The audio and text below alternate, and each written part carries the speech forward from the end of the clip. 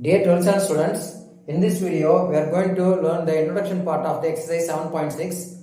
In this exercise, the topic is monotonicity. Monotonicity அப்படின்னா how the curve behaves in the given interval. அதாவது ஒரு function, for example f of x னு ஒரு function கொடுத்துருக்காங்கன்னு வச்சுங்க. இந்த ஃபங்க்ஷன் வந்து curve ஒரு இட் மே பி a லைனாக இருக்கலாம், இல்லை கர்வாக இருக்கலாம், எப்படின்னா இருக்கலாம்.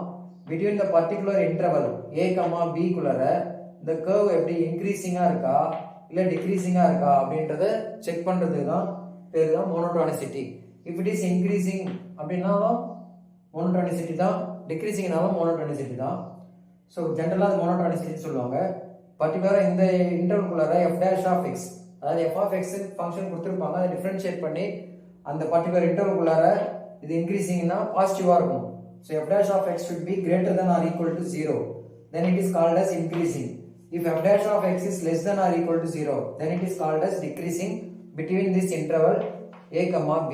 a, b என்ற இன்டர்வல் குள்ளார இது எப்படி இருக்கு, greater than ஆ இருக்கா, less than ஆ இருக்கா. f dash னா டிஃபரன்ஷியேஷன், ஃபர்ஸ்ட் டெரிவேட்டிவ் எப்படி இருக்குன்றத செக் பண்ணிட்டு அதை வச்சு நம்ம இன்க்ரீசிங்கா இல்லை டிக்ரீசிங்கா அப்படின்றத சொல்லுவோம்.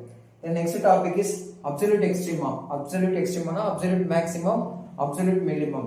So அதே மாதிரி தான் இங்கே f of x ஒரு ஃபங்க்ஷன் கொடுத்திருப்பாங்க, அவங்களே இன்டர்வலை ஃபிக்ஸ் பண்ணியிருப்பாங்க a, b ன்னு.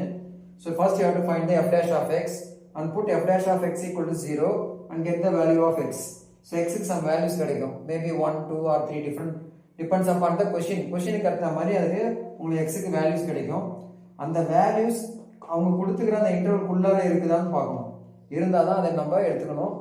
அந்த வேல்யூஸை எடுத்து நம்ம f of x போடணும். நமக்கு கிடைச்ச வேல்யூ as well as அவங்க கொடுத்த இன்டர்வல்ல உள்ள n பாயிண்ட்ஸையும் வச்சு போடணும்.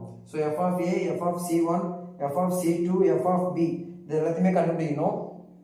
இந்த கிடைச்ச 4 வேல்யூஸ்ல எது ஸ்மாலஸ்ட் வேல்யூவோ அதை தான் நம்ம அப்சல்யூட் மினிமம் சொல்லுவோம்.